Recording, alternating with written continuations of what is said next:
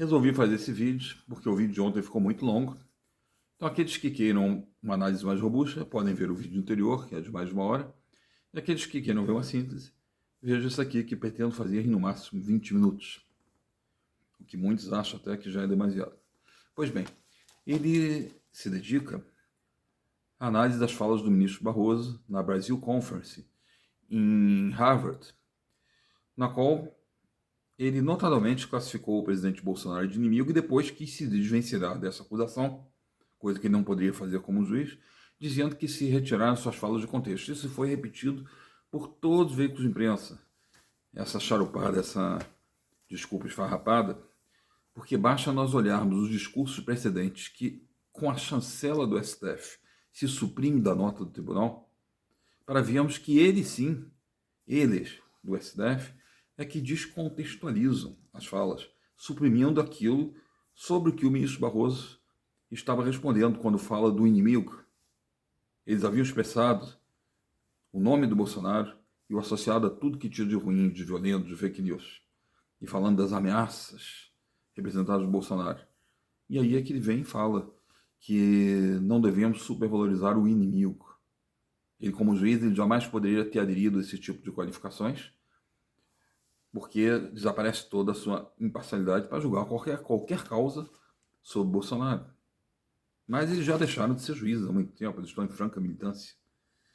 Ministro Barroso, que não tem nenhum lastro filosófico maior em ciência política, em nada, agora é um homem com poder tremendo nas mãos, parindo o destino de uma nação junto com seus colegas que estão mais ou menos no mesmo timbre. Então vamos lá, para não ficar novamente muito grande. Eu fiz a transcrição, eu mesmo, das falas de todos, inclusive as dele, e ainda vejo que na nota do STF tentam consertar alguns erros dele quando fala. E aqui eu tentei reproduzir até os erros das pessoas ao falar. Porque é muito comum na sequência, alguns que não dominam bem a oratória se perderem no começo de uma frase com aquilo que vão concluir. Isso é normal, mas eu fiz questão de ser o mais fidedigno possível. Então, em 4 horas, 19 minutos e 14 segundos, fala Tabata Amaral. Primeiro eu tenho vários processos que estão transcorrendo de pessoas que estão me ameaçando de morte, incitando a violência contra mim, publicaram fake news sobre mim. O primeiro processo que eu tive, constatando, o primeiro processo que teve uma conclusão foi mês passado, depois de 3 anos.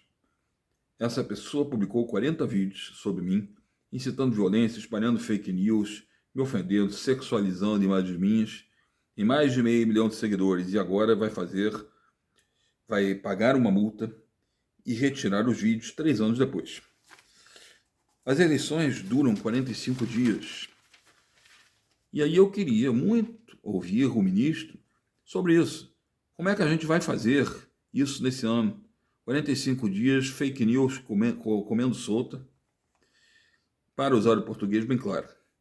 Eu não acho que a gente vai fazer isso sem uma responsabilização das plataformas. Eu queria ouvi-los. E aí eu queria uma pergunta ao professor Átila. Fique à vontade, caso não dê para responder, mas eu estou muito preocupada com as eleições desse ano.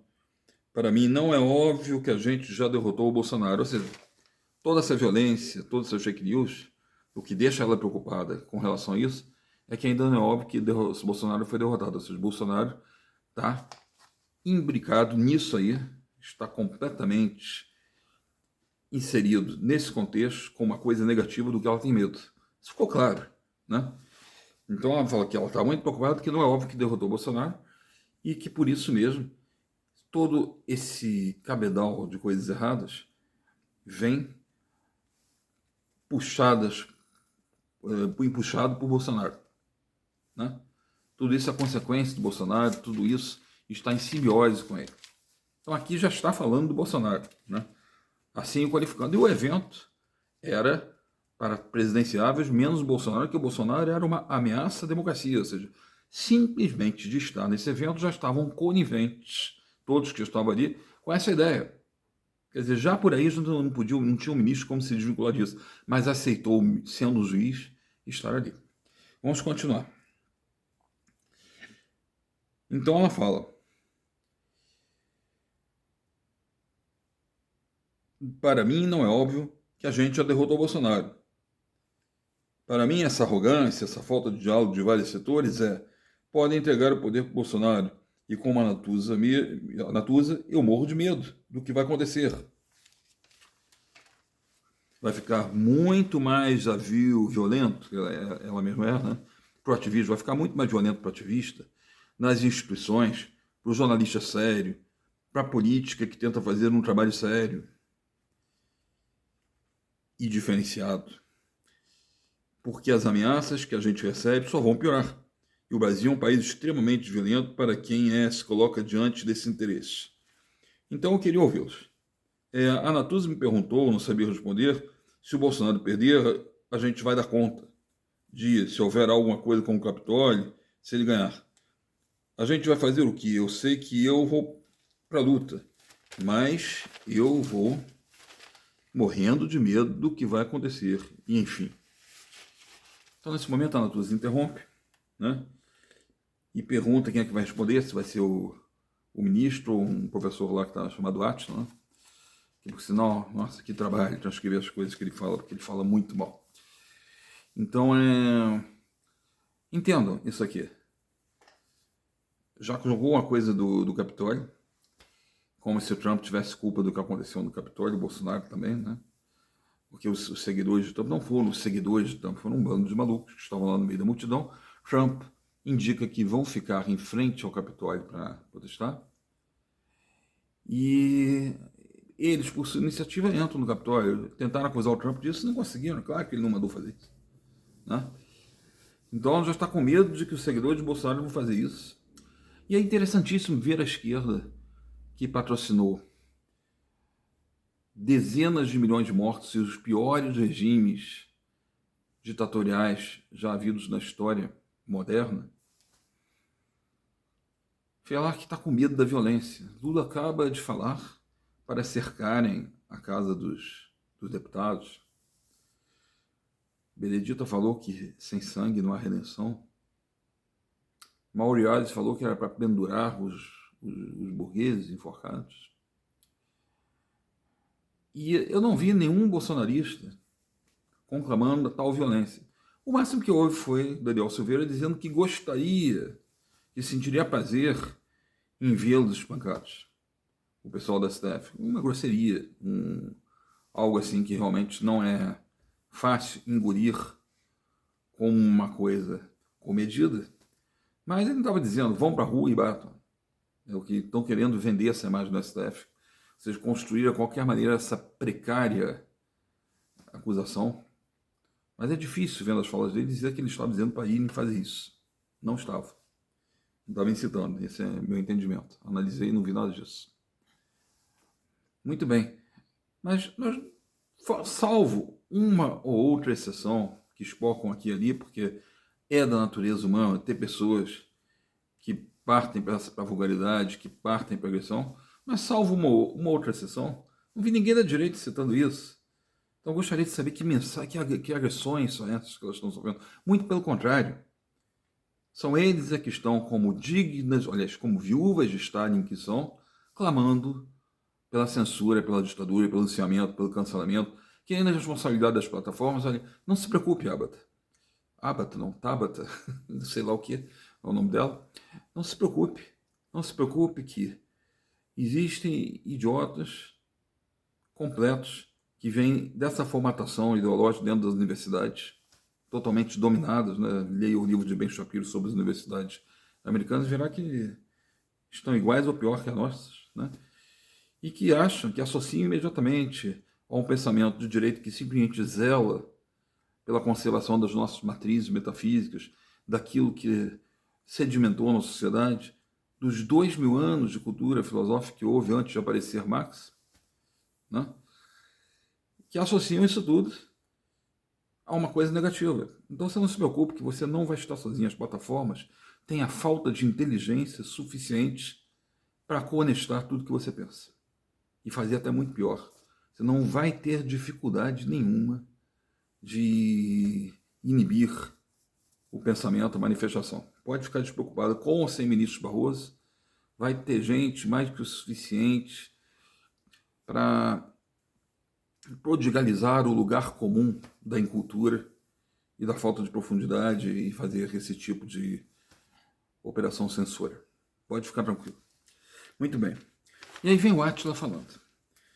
O Átila falando, ele fala: Sábata, eu também morro de medo. Eu acho que do medo tem que gerar, o que tem que gerar tem que provocar nossa imaginação. Talvez esse seja, ele fala assim mesmo, a coisa mais importante hoje, e você no que você trouxe sobre a representatividade das novas vozes, a natureza interrompe, porque vê que desce largando, e ele te fala que ele tem pouco tempo, ele continua. A nossa saída vai ser reagir ao ataque que está se fazendo, a nossa capacidade de imaginar o futuro, de se enxergar no futuro com a cara que o Brasil tem. É a única maneira que tem de fazer isso. É aquele painel, aquele primeiro painel, o painel que nós tivemos aqui com os embaixadores. Uma coisa que aconteceu lá, uma exposição. Precisa trazer para o Congresso, para o Judiciário, para os espaços de poder, para os lugares de participação, onde está se discutindo política, as vozes da periferia, dos negros, indígenas, das meninas, das mulheres, das pessoas sãs. É ali que está a fonte para nós, para revigorar a nossa imaginação de país de democracia. Nós não estamos fazendo isso. Os espaços institucionais, os espaços formais da política, os partidos, boa parte das organizações de sociedade civil, infelizmente, não estão fazendo isso. Eu acho que esse é o desafio de médio e longo prazo que vai para além da eleição. Em relação à eleição, é isso. Eu acho que a gente tem que fazer o que puder, né, para interromper a destruição. A luta vai seguir dependendo do cenário de uma maneira ou de outra, com mais ou menor risco, com mais ou menos risco, é o que temos. A resposta aqui não diz nada, né? A sociedade civil tem que discutir, que os espaços formais da política, os lugares de discussão, que a sociedade civil não está fazendo nada e a destruição está ocorrendo. Que destruição?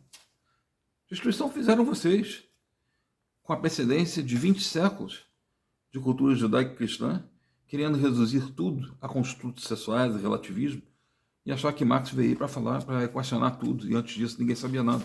Vocês é que fizeram a destruição com a ideia de gênero, a destruição com a ideia de que existe um bem e um mal, que é assentado em algo que pode estar além da simples conveniência do desenvolvimento social, e sim numa intuição moral. Vocês que destruíram tudo. Qual é a destruição que vocês estão tendo? Estão deixando de ganhar dinheiro com a Lei Rouanet? A Rede Globo teve uma queda vertiginosa em suas receitas, porque descobrimos com o governo Bolsonaro que ela também vivia do Estado. Natuza está com perigo de ser despedida, não ter mais seu emprego. Qual é a agressão que vocês estão tendo, a não ser não poderem mais viver das tetas do Estado? Eu gostaria de saber. Ou seja, estarem no mercado como todo mundo está, se ferrando, lutando para sobreviver. É essa que é a destruição que vocês têm?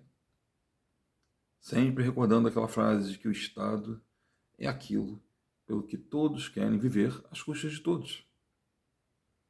Gostaria de saber que destruição é essa que vocês estão sofrendo. Pelo contrário, estão instrumentalizando uma corte despreparada culturalmente para seus desígnios de censura, de silenciamento das vozes dissonantes, como sempre fizeram nos países em que ocupam os espaços do poder, como gosta de falar o professor aí. Quando o espaço do poder é ocupado pela esquerda, todos os demais espaços acabam. Não há mais espaço para nenhuma voz que não seja aquela. Então, Ele não respondeu nada e a Natuza percebe isso, né? E a Natuza interrompe dizendo, mas só objetivamente, professor Ratner, se o Bolsonaro ganha, qual é o futuro que o senhor vislumbra na hipótese do presidente ser reeleito? E essa hipótese não está ainda não resolvida. Ainda não está resolvida, desculpa, né? Ele pode ser reeleito e tem força para se reeleger. Ou seja, estruturalmente, eles infundiram essa ideia de que o Bolsonaro está perdendo. Com essas pesquisas que ninguém acredita. Eu acho que é mais uma questão de pesquisa não eleitoral, mas pesquisa arqueológica. Encontrar alguém que vai votar no Lula. Eu não consigo encontrar ninguém na rua, com todas as classes sociais, pessoas de todas as classes sociais com as quais eu converso. Mas querendo nos convencer que o homem vai lá para um comício, não aparece ninguém, salvo a militância. Alguns acusam ainda até que haja gente que está sendo paga para ir nesses comícios, e assim mesmo fica vazio. Né? Querem passar com uma coisa natural, por osmose, que o Lula iria ganhar. Ora, eu acho que ninguém está caindo nessa, por isso os próprios institutos de pesquisa estão tendo que retroceder. Porque senão vão passar por mais mentirosos do que já passaram na eleição de 2018. Muito bem. E aí o Átila, tentando responder uma coisa, ele fala, a pergunta vai estar dada para as instituições, todas elas. Assim mesmo que ele falou, viu? A pergunta vai estar dada. Privadas e públicas. É na sua capacidade de seguir resistindo, porque os ataques vão se aprofundar. Então, a pergunta é, teremos condições para coletiva, para condições coletivas, não entendi o que diz, força coletiva, eu mesmo, desculpa que eu não vi que eu tinha escrito aqui, força coletiva para resistir aos ataques que virão com muito mais força? Eu não sei a resposta. Essa é a melhor coisa que ele falou, que ele está falando, que ele não sabe o que falar. Eu acho que nós resistimos de maneira heróica. Eu vi de uma maneira super heróica, né? Não sei em que, mas tudo bem. O ministro no Supremo, como presidente do Supremo Tribunal Eleitoral. Escutem essa, Supremo Tribunal Eleitoral. Não sabe nem como é a estrutura do Poder Judiciário. Tribunal Superior Eleitoral, Superior Tribunal de Justiça, Supremo Tribunal Federal. Então ele aqui misturou tudo, criou aqui na cabeça dele o Supremo Tribunal Eleitoral, porque na verdade é o que está começando a acontecer mesmo, né? Um Supremo Tribunal Federal um Supremo Tribunal Eleitoral que se coloca acima das eleições, acima da vontade dos eleitores e começa a interferir no curso das eleições, como jamais se viu uma Suprema Corte, numa democracia. Sem querer, ele acertou nesse erro que ele fez, né? Um Supremo Tribunal Eleitoral que está se criando aqui, né? Então, no Supremo, como presidente do Supremo Tribunal Eleitoral, mostrou que uma enorme capacidade, mas essas instituições solitárias não são capazes de seguir a onda. Então, vai depender disso. Que eu não tenho dúvida de que os ataques são muito piores do que nós vimos até agora. Coitados, né? Eles estão lá em Harvard conversando. Depois de tanto sofrimento, eles conseguiram se exilar em Harvard. Aqui eles estavam sendo perseguidos, né? Ou seja, os sites bolsonaristas, o Alan Santos não está lá exilado por crime de opinião, sem nem conseguir fazer o seu advogado entender de qual crime ele está sendo acusado. O Oswaldo Eustáquio saiu numa cadeira de rodas da prisão, mas eles é que estão perseguidos, coitados. Os fascistas estão aí, tacando pedra nele. Olha, que coisa, né? Vocês se lembram quando eles mandaram lá a torcida de um time? Eles mandaram, mas como uma torcida do time foi para as ruas para tentar bater nos bolsonaristas? Veja se os bolsonaristas fizeram uma coisa parecida com isso. Um pobre perseguido em Harvard. Eu também gostaria que me pagasse uma passagem assim para eu ir passear para falar tanta besteira, né? Mas então vem a Natuza. Ministro, sobre a agilidade da justiça brasileira de responder às fake news contra pessoas, contra candidatos, contra futuros representantes públicos. E aí o Barroso, ele não se segura, ele fala que ele quer antes responder, ele vai querer fazer um contraponto sobre isso que se disse, né? Então ele começa a falar disso. Antes de falar disso, ele quer falar sobre esse medo que eles estão, que deram um prato cheio para ele, porque está ali o messiânico providencial ministro, que vem ser a segurança de todos. Aliás, eles estavam impelindo a se colocar assim, para realçar, né, a figura providencial, como disse aqui, do STF. Né? Então ele se sentiu com tanta bajulação indireta e com tanta esperança nele depositada, ele se sentiu um pequeno rei. Ele foi falar: vocês não tenham medo, o ministro Barroso está aqui para tranquilizá-los. Né?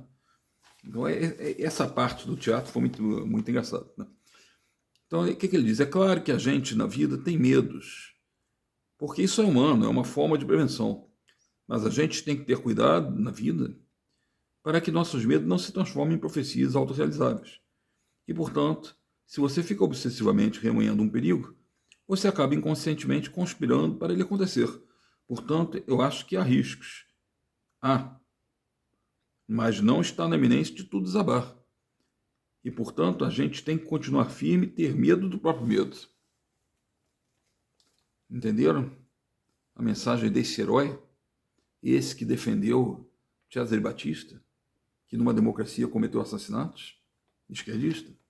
É um grande herói mesmo, né? O ministro Barroso, né? Queria eu tê-lo como uma fortaleza do meu lado, né? Que mensagem mais sublime, né, que ele vai dando. E a Natuza fala: mas vai desabando aos poucos, Barroso, e portanto, e a Natuza interrompe: né, ministro, está falando, vai desabando aos poucos, né? Aí Barroso fala: sim e não. Quer dizer, o Supremo tomou decisões importantes e foram cumpridas. Então ali a gente liberou o fundo, o clima, e o dinheiro chegou lá. O Supremo determinou que o Conselho das Crianças tivesse representante da sociedade civil e tem lá. Portanto, as decisões não estão sendo descumpridas. Na nota dele, o STF errou isso, né? Mas ele disse que não estão sendo descumpridas. O Congresso derruba veto, derruba medida provisória e está funcionando. A gente sabe, ministro, que o senhor sabe que o Congresso está fazendo todo o possível para inviabilizar o governo. Que bom que o senhor reconhece. Né? Então está funcionando. Né? Na missão, o senhor concorda com o Congresso cumprindo essa missão solenemente, pensando antes de tudo em inviabilizar o presidente, muito mais nisso, então com o Rodrigo Maia, muito mais então, do que em fazer o Brasil dar certo. Né? O Congresso derruba veto, derruba medida provisória e está funcionando. Eu não gostaria de ter uma narrativa de que está tudo desmoronando. É preciso ter uma compreensão crítica de que há coisas ruins acontecendo, mas é preciso não supervalorizar o inimigo. De que ele está falando? Que inimigo é esse? O inimigo que está ali, que eles mesmos colocaram antes, nesse discurso que se conecta com essa resposta dele, eles mesmos colocaram antes como Bolsonaro. Bolsonaro é que traz consigo, em seu entorno, as fake news, as ameaças, a violência, a ameaça à democracia, que inclusive o faz não poder participar dessa reunião. E ele concorda com isso. E ao concordar e estar ali, ele está chamando ele de inimigo, ele mostra que ele é um juiz suspeito. Juiz suspeito é aquele que tem algum interesse na causa. No Código Penal, nos processos penal e no Código de Processo Civil, esse interesse geralmente está objetificado, ele está objetivado. Uma vantagem patrimonial, uma vantagem de alguma espécie. Mas nesse caso é mais profundo. A suspeição aí é aquela suspeição psicossocial da qual fala Pontes de Miranda, que é o desejo de que triunfe no mundo a visão que eu tenho como certa. É isso que ele está fazendo. E o Pacto de São José da Costa Rica mostra que há o direito a um julgamento imparcial, é claro. E esse pacto foi recepcionado pelo Brasil, então pelo artigo 5º, me esqueci, sempre esqueço qual parágrafo, né? Eles se incorporam aos direitos fundamentais, o direito a um julgamento imparcial. Coisa que o presidente não terá com um ministro como o senhor ministro Barroso. É uma vergonha o que Vossa Excelência faz. Uma vergonha para a história da magistratura desse país. Uma vergonha que todos vocês fazem. Vocês já perderam a condição de juízes imparciais há muito tempo. Tão só em colocar o pé no lugar desse. Muito mais estou chamando ele de inimigo. Chamou ele de inimigo? Sim. Não adianta suprimir da nota do STF tudo isso que eles tinham falado antes, para parecer que o senhor está falando só sobre que tudo está desabando. Não adianta. O senhor fez aqui uma falácia, cometeu uma falácia, que se me esqueci o nome dela, mas não importa, que é justamente tirar de contexto aquilo que o senhor mesmo disse para se safar. Não adianta. Não adianta. E vamos ver outras coisas que ele fala aqui. Ele fala o seguinte: eu não gostaria de ter uma narrativa de que tudo está desmoronando. É preciso ter uma compreensão crítica de que há coisas ruins acontecendo, mas é preciso não supervalorizar o inimigo. Nós somos muito poderosos. Nós somos a democracia. Nós que somos os poderes do bem e ajudamos a empurrar a história na direção certa. Isso aqui é o produto puro dos anos de universidade dele, onde a cabeça dele, sem maiores recursos, para conseguir articular corretamente, cotejar as razões, os argumentos, esmiuçar todos os ângulos de uma questão, absorveu facilmente esse discurso de que a esquerda é o bem. Aquilo que o Átila falou lá, as mulheres, os negros, as minorias, como se a esquerda representa todos os oprimidos, e eles estão empurrando o mundo para o bem. O limite de cognição, o fim da história para o Barroso, é o iluminismo. Quando o homem, a partir de sua razão, se julgou capaz de ver verdade, de alcançar a verdade da existência. E ele situa essa razão como o vértice da realização humana. Ninguém está negando valor à razão. Nem desde a filosofia grega, nunca. A lógica. Mas entendeu-se também que a razão caminha para e passo com uma intuição. E eles chamam isso aí, olha, eles jogam 2000 anos de cultura numa etiqueta do obscurantismo. É muito fácil falar isso, né?